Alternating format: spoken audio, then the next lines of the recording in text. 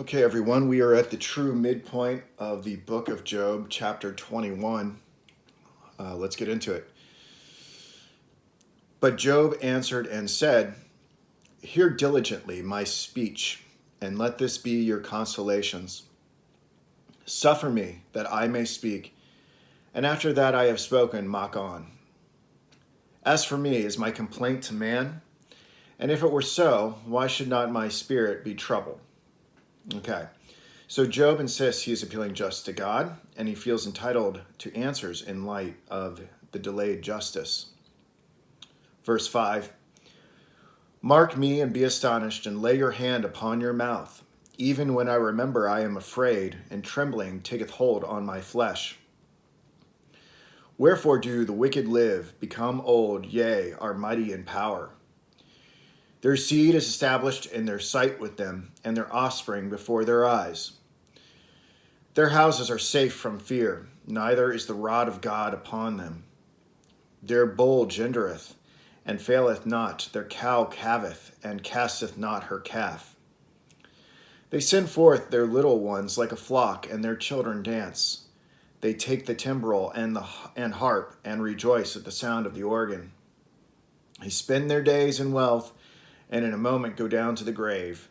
Therefore they say unto God, Depart from us, for we desire not the knowledge of thy ways.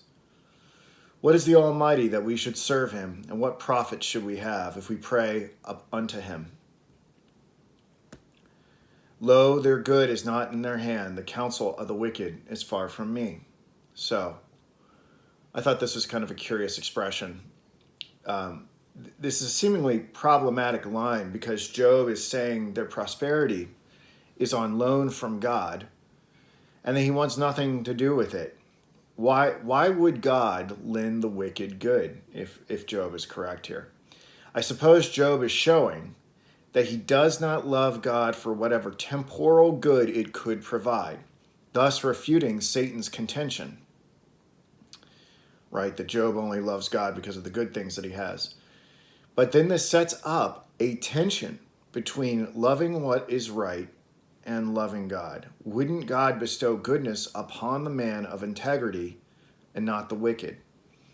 Obviously, there's a much bigger plan at work here. I'm only highlighting the paradoxical nature of this struggle. Verse 17, "How oft is the candle of the wicked put out, and how oft cometh their destruction upon them? God distributeth sorrows in his anger. They are a stubble before the wind, and a shaft that the storm carrieth away. God layeth up his iniquity for his children. He rewardeth him, and he shall know it." Again, I thought this was curious, a bit antiquated. It was confusing for me because of the counterintuitive way that the word rewardeth is used here. So I consulted the Matthew Poole commentary. "His iniquity, or rather the punishment of his iniquity, i.e. he will punish him both in his person and in his posterity. He shall know it. He shall live to see the destruction of his children." So this is not the good kind of reward. "God layeth up his iniquity for his children. He rewardeth him, and he shall know it." That's a curious thing all throughout the book of Job. One of the things, if you've been following along, part of what makes this so confusing, it's the use of pronouns. It's not always clear when we're talking about wicked people who are doing well, or God, or somebody else, because the capitalization of him and his is not always consistent, and there tends to be some redundancy that can make things a little confusing. So that's a whole study in and of itself, like how this whole tradition of capitalizing God's pronoun with other pronouns and directions of sentences, that's a whole other study, which I don't know anything about, but I've noticed it. And it takes place here in the very next verse. "His eyes shall see his destruction." Now, it's his eyes capitalized. It is at the beginning of a sentence. "And he shall drink of the wrath of the Almighty." Now, the Almighty is capitalized. "For what pleasure hath he in his house after him, when the number of his months is cut off in the midst?" So we're clearly talking about this prosperous wicked man here. That's the pronoun. Shall any teach God knowledge, seeing he judgeth those that are high? I thought this was a memorable line pointing out that man cannot be the measure of God. God's plans and agendas are inscrutable to human reason. Verse 23, one dieth in his full strength, being wholly at ease and quiet. His breasts are full of milk, and his bones are moistened with marrow. And another dieth in the bitterness of his soul, and never eateth with pleasure.